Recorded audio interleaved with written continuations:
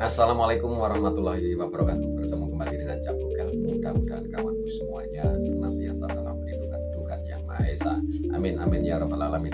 Oke, hari ini kita masih membahas kasus Vina Cirebon. Dan hari ini Kapolri telah mengumumkan dan menetapkan beberapa tersangka, diantaranya Jenderal berbintang 3, AKBP, Kombes, dan AKBP ya. Dan nanti akan kita ikuti bersama-sama videonya. Kita juga telah melakukan penempatan khusus kepada 4 personel beberapa waktu yang lalu. 1 bintang 2, 2 bintang 1, 2 Kombes, 3 AKBP, 2 Kompol, dan 1 AKP. Dan ini kemungkinan masih bisa bertambah. Selanjutnya, untuk menjaga transparansi dan akuntabilitas dalam penanganan kasus ini, kita telah melibatkan pihak-pihak eksternal seperti rekan-rekan di Komnas HAM yang saat ini masih terus bekerja, dan juga mitra kami di Kompolnas selaku pengawas kepolisian. Kami juga telah memberikan ruang seluas-luasnya kepada masyarakat, terutama keluarga korban, seperti beberapa waktu yang lalu, untuk kita berikan ruang otopsi ulang atau ekshumasi, dan juga melayani laporan polisi dari pihak korban. Dan tentunya ini adalah merupakan wujud transparansi yang kami lakukan. Kasus Vina dan Eki bahkan Peggy berawal dari sini. Di tanggal 6 April 2016 ada tragedi kapal penyelundupan narkotika di Pelabuhan Cirebon yang saat itu pas banget ayah Anda Eki sedang bertugas di bagian narkotika sebagai kanit. Kita tahu sendiri di mana ada narkotika dan kapal besar sebagai alat transportasi pengiriman, udah pasti itu mainan mafia. Dan mafia sekelas besar ini udah pasti backingannya penguasa. Sebenarnya hal-hal seperti ini sering terjadi, cuman baru kali ini ditangani.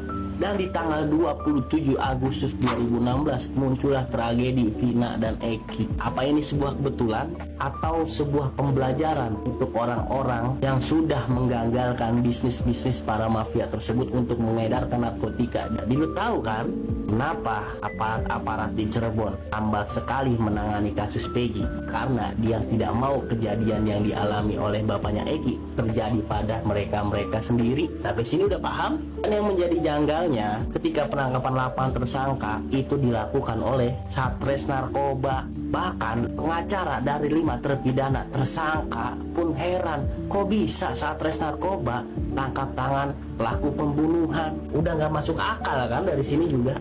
Dan dari 8 tersangka itu kebanyakan ditangkap tanpa alat bukti, hanya berdasarkan pengakuan sendiri. Itu tersangka yang sudah bebas, yaitu Saka. Kalau dia mengaku sebagai tersangka karena diintervensi, sebenarnya nyambung juga sih. Seharusnya kalau gue jadi Saka, ngapain pusing-pusing untuk bersuara? Toh gue udah bebas ini, bener nggak? Tapi dia mencoba menyuarakan hal-hal yang benar. Dan dari persidangan kasus yang pertama 8 tersangka, ada saksi dari Saka yang penjelasannya tidak didengarkan sama sekali, bahkan disumpah pun tidak. Itu keterangannya ketika diwawancari Kang Deddy.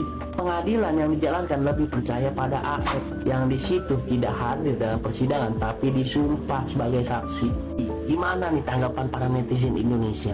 Apakah bisa 8 tersangka ini dikatakan hanya kambing hitam dari seseorang untuk meluapkan emosi?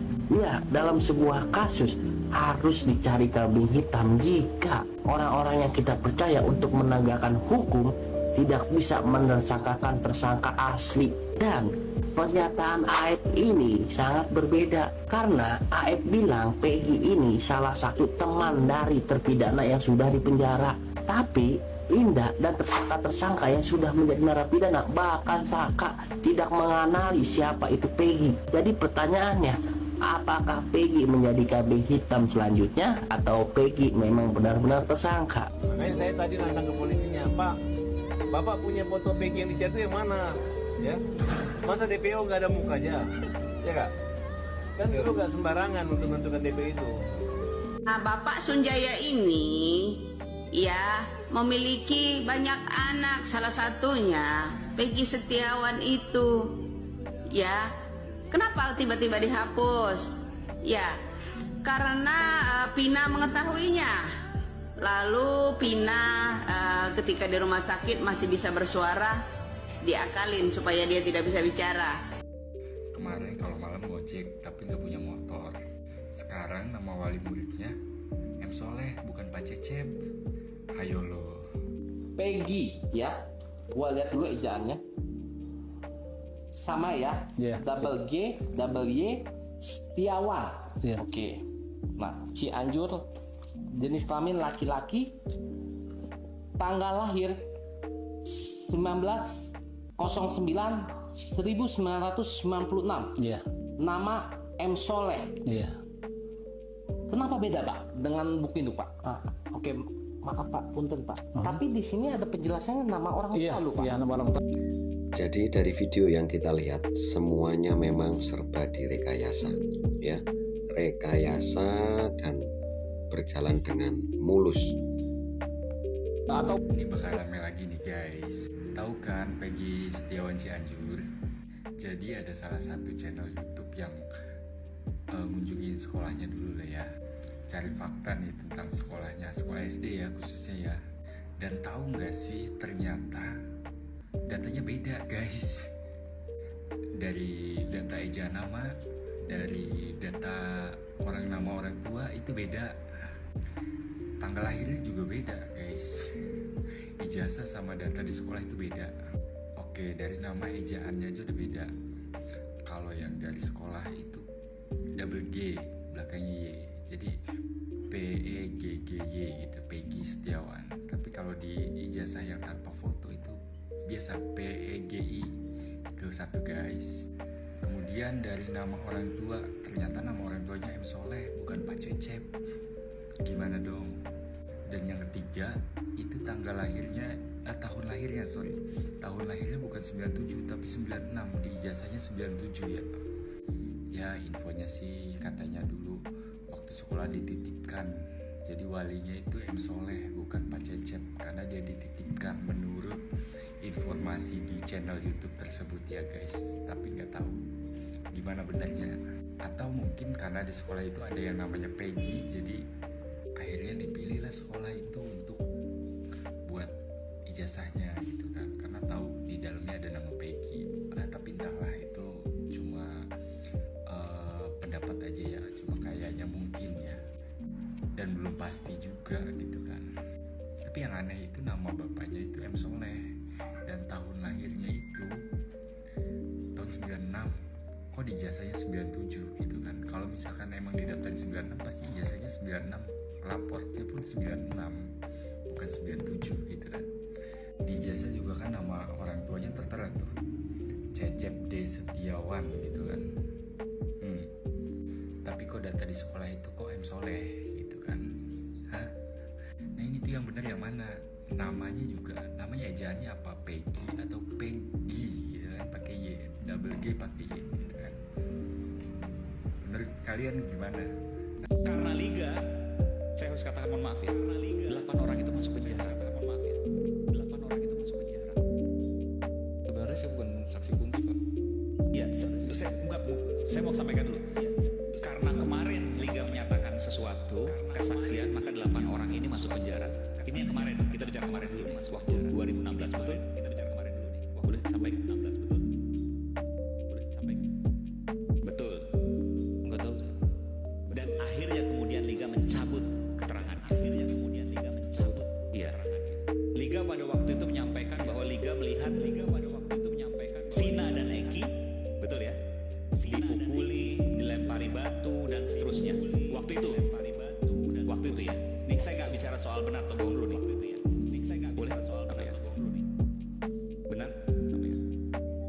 Tidak sama sekali Pak. Enggak, waktu kesaksian di pengadilan. Oh iya. Iya, kita bicara di kesaksian pengadilan. Betul ya Pak ya? Betul. Jadi pada waktu itu Liga Akbar menyampaikan bahwa Vina dan Eki dipukuli, dianiaya, dilempari batu, betul ya? Di kesaksian pengadilan waktu itu. Betul. Sebenarnya Liga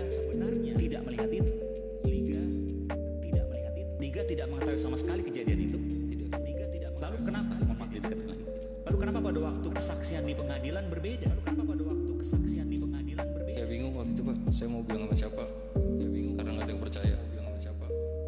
Karena nggak ada yang percaya. Liga pada waktu itu diminta oleh siapa jadi saksi? Liga pada waktu itu diminta oleh Pak siapa jadi Rudiana. saksi? Pak Rudiana. Oke. Dari mana kemudian Pak Rudiana tahu kalau Liga mengetahui kejadian di TKP tersebut? Mengetahui kejadian di TKP. Sampai sekarang saya belum tahu. Betul, belum tahu. Pada waktu itu kan Pak Rudiana minta Liga. Betul ya? Pada waktu itu kenapa Liga mau? Pada waktu itu kenapa? Karena dimintai keterangan soal almarhum Vina dan Eki yang dipakai dari helm, keadaan motor, itu saja awalnya. Keadaan motor, itu saja. Pada waktu kejadian Liga ada di mana? Ada di warung SMA 4 Pak. Dekat dengan kejadian TKP itu. Agak jauh. Agak jauh. Kenapa Pak Rudiana memilih Liga? Apa karena kenal atau karena apa waktu itu? Apa karena kenal? Mungkin karena kedekatan saya almarhum Eki dulu. Mungkin karena kedekatan Oh, lalu kemudian apa yang disampaikan Pak Rudiana waktu itu yang seingat Liga? hanya itu saja Pak. Minta tolong nggak bahasanya seperti apa Pak Rudiana waktu itu? Minta tolong buat memperkuat bukti. Iya. Memperkuat. Kan Liga bilang, saya nggak tahu Pak. Iya. Sempat bilang nggak gitu ke Pak Rudiana? Iya. Terus berapa kemudian Liga dipaksa atau gimana? Dipaksa? Tiba-tiba saya dijemput Pak di rumah. Nah terus skenarionya siapa yang ngajarin? Skenario itu saya udah menolak berapa kali, dibantu sama pemeriksa. Oh, jadi pemeriksa yang ngasih. Oh, ntar kamu ngaku kalau kamu melihat Vina dan Eki dipukulin, dilemparin batu dan seterusnya begitu.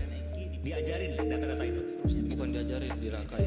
Iya, maksudnya disampaikan, disupply, dipasok ke Liga, dibantu. Liga. Oke sahabat semuanya, itu tadi video yang bisa Cak Bogel hadirkan. Mudah-mudahan saudaraku semuanya bisa mengambil kesimpulan dari peristiwa-peristiwa ini. Terima kasih. Diakhiri, wassalamualaikum warahmatullahi wabarakatuh.